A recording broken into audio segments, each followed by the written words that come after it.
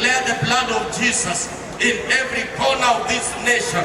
We are praying for the leadership of MSS. Fill them with the power and anointing of the Holy Spirit. We value God in our mission. By the time we left Kenya, we had the fear of unknown. But through prayers, we are able to be where we are today. We are able to do our mission as we promised our president, that we are capable and equal to the task. And it is through the power of God that we are here, we are where we are today.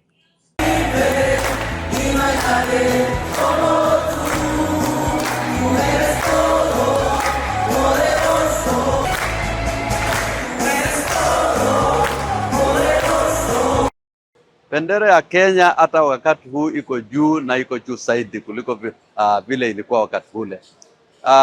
Unaelewa vizuri ya kwamba wakati tulipokuwa tunakuja hapa Haiti, watu wengi walikuwa na tashwishi sana, wakijiuliza ya kwamba je, askari wa Kenya wataweza hii kazi?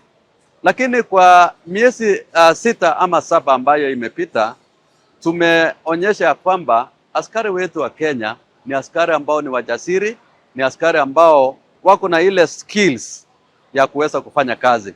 Because ukiona hata ile heshima ambayo wananchi wa Haiti wenyewe wako nao na askari ya Kenya ni ya juu sana. Kwa hivyo sisi tunafurahi na pia tunashukuru rais kwa kufikiria kututuma hapa Haiti. Sababu tunaelewa kwamba hii ni opportunity ambayo haijawahi patikana wakati mwingine.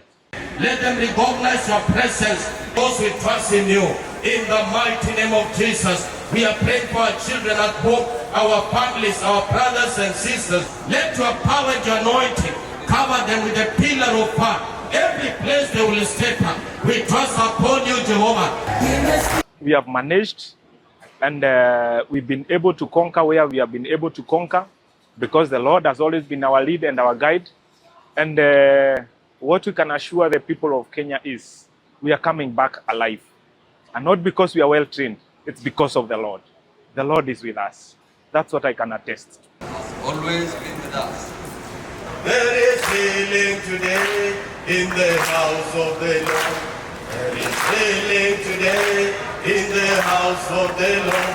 There is healing today in the house of the Lord. Hallelujah today in the house of the Lord.